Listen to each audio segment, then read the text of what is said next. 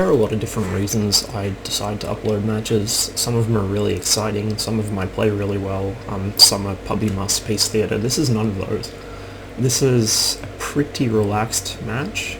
It shows quite well though why establishing map control early in the game is important and maintaining it. So that's why I'm uploading this.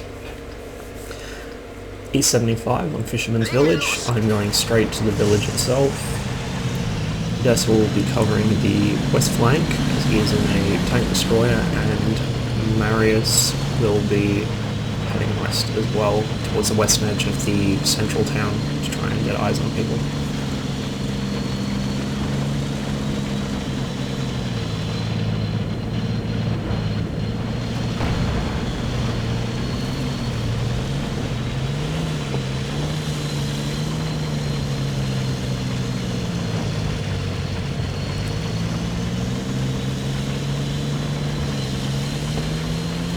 See, the enemy E25 is actually behaving like a scout, which isn't a terrible idea. He's been platooned into a tier 9 match. The E25 gets preferential matchmaking, it shouldn't be in here, but he's quite a good player, so no doubt he will be able to actually put it to use. And scouting with it is one way to do that. The SCM gets one quick penning shot into me, but because I'm grabbing the E75, he struggles to get his next shot in. And I set up angled to try and cope with him and the E25, who I immediately put a big hit into. Now, I could side scrape off the corner here, but I don't want to be exposing my side to the FCM and E25 while, while putting my money on the enemy E75 coming down the 8 line. So instead I sit behind the wall, looking towards middle, and driving from only to get shots into these guys. So we're only 2 minutes in already there, E50 is hurting quite badly. Most of the enemy team is posted up in the middle of the map, to the west. Archery is pushed quite far forwards, but is now taking cover behind the rock, so he's now basically proxy spotting the Desuo and the IS on that flank. Marius is spotting mid, and I've got town pretty much locked down. Here I managed to make a quick snapshot into E25 and remove him from the game.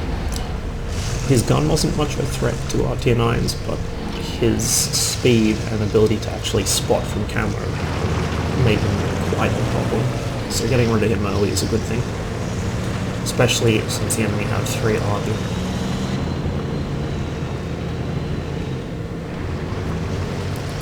Here I'm kind of side scraping to see if I can spot anything out back in the field where that leopard was last seen. I would like to make him dead very much, especially after the ammo racked me. Instead the E50 pops up.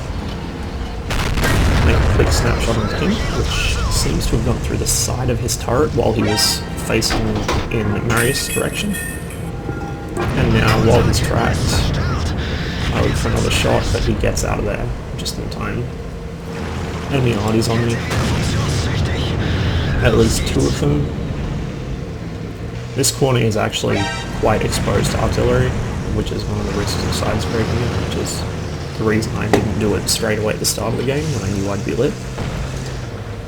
Decide pull down into this part of the town where I'm better covered from arty and let the ISA take that corner. Here I want to see if there are E75s coming down the road at all, but he isn't. He's actually pulled in behind the house at F8, which means I can push all the way up to him as long as that leopard doesn't pop out in front of me, which he won't because he's right there. I can drive all the way up to them and probably shoot the E75 through the side without him even knowing I'm here. So there we go, forward side.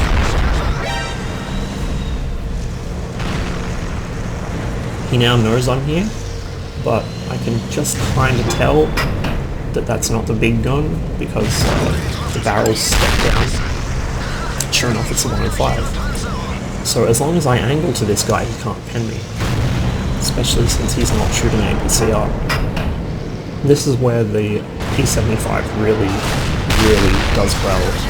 Just so good at bullying lower tier tanks, or tanks with stock guns. The E75 has always been one of the strongest tanks in the game ever since it was introduced. It has never ever been nerfed, it's only been buffed, which is curious since it's one of the strongest tanks in the game. In fact, if you go and look up Commodor's stats, Commodore plays mostly the E75 and has done for as long as I can remember, simply because of how solid a tank it is. If you want to win a lot of games, this is the tank you play, this or the T-54. With town cleared, I decide to push out into the field, fairly confident their tank destroyers will be distracted by our Chiri and IS, which are pushing for some curious reason. One of the Arty manages to shotgun me in the turret right there, but gets racked.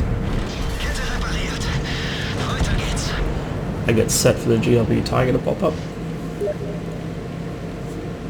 and take him. I'm already up to 4k damage, a nice cruisy game. I have lost most of my hit points quite carelessly, but I mean at this stage in the game it's pretty secure, so I'm not feeling too bad about those lost hit points, honestly.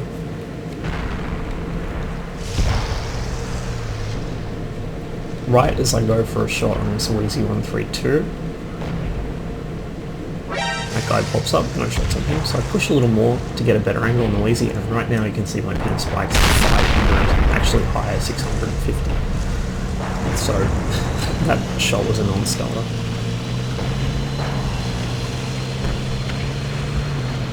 Thankfully it drops back down, and I'm able to push up. Still no shot on the JT,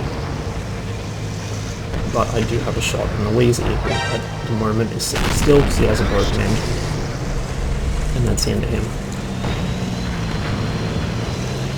The two remaining good players on the enemy team have pushed up to Desua's position, so I don't have to worry about them. All I have to worry about is the Rheinmetall and the Tortoise, neither of which are particularly threatening to me at the moment. They can both one-shot me easily, they can both pen me, but neither of them are particularly brilliant at the game.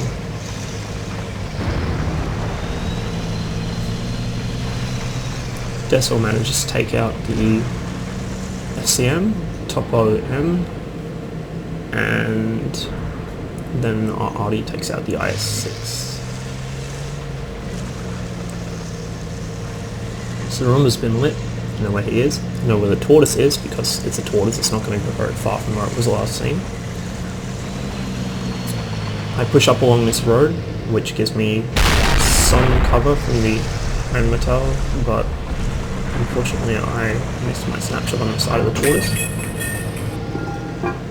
I'm still exposed on my left, but this guy is more concerned with the people in his cap than he is with me.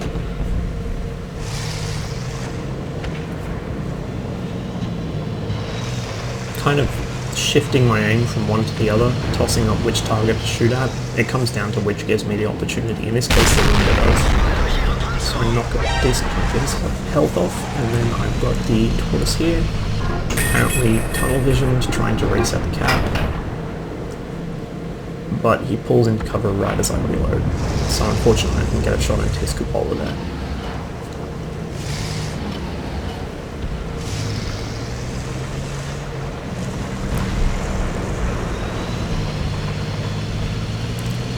We're just about to win on cap time, so I decide to just man mode it straight over the hill, push in, Tortoise gets taken out by somebody else, but at the last second I managed to auto and snapshot that guy. For a total of 4.7k damage, 4 kills, and a pretty easy win. So to elaborate on the map control thing, you could see at the start of the game we had a scout of sorts, a Chiri in fact, in G1, spotting for Desua and the IS. So we had eyes down basically 3/4 of the one line, the enemy could not push out from there. So really nobody on the enemy team passed the F line, most of them didn't even pass the G line, which gives us 2/3 of the map to shift ourselves around in to get shots, move our Arty around in. If you can deny the enemy the ability to crest that hill and spot your Arty, or spot into your base, you're pretty much laughing. If you can bottle someone up in their own end of the map, especially a map with a dividing hill or some other terrain feature that they can't actually physically see past until they get to the center of it or to the peak of it, as the case may be, That is really powerful. You want to try and force the enemy to turtle, because if you can force them to turtle, especially when you have 3 arty, you can really get some work done. And, as I said, it was a leisurely game. It took us 9 minutes to clean that team up, but that 9 minutes was just sort of casually driving around shooting things. It wasn't at any point a very tense game. There was no sort of panicked zipping around from one flank to the other trying to shore things up. It was just chilling out in the city, occasionally shooting tanks, and waiting for the team as a whole to just slowly push their way down the map, killing everything. Which is really the ideal kind of game. This is the kind of team you want. A lot of the time they're real exciting games where you have to run around putting out fires. They're a lot of fun, and you feel really good about yourself after you play them, but at the end of the day it's not really what you want, because it means you are that close to losing. So I much prefer these, and you can see even though it was a slow-paced game, and I wasn't doing as much as I could have been, I still got a pretty huge amount of damage off that. I mean, nearly 5k damage. That's not really much to scoff at. And that was just from casually hanging out in city, occasionally taking shots when I got the chance.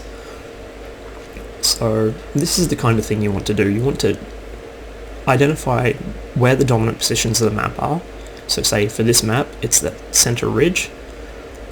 This building right here in the middle of the city, next to the western wall of the harbour, and this wooded area here.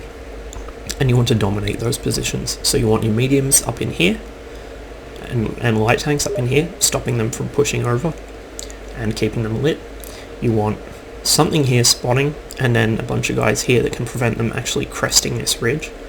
And you want a couple of nice big heavy shit bricks of health and armor, like E75s or mice or E100s or IS7s, whatever. Something that can take hits. You want that in town. And once you do that, you force them to stay in their end of the map, and you basically take them out at your leisure, and more often than not guarantee yourselves a win.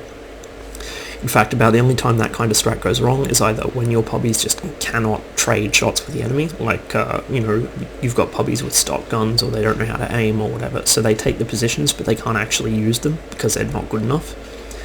Or if one of those positions collapses, say if we'd lost the west a lot sooner, and if I'd had to run back from city to try and put that out, that would have been a problem. Or if town had collapsed. You don't want to have to shift from one side of the map to the other. You want to just gradually push down it, clean up. You've got 15 minutes per match, so that's plenty of time.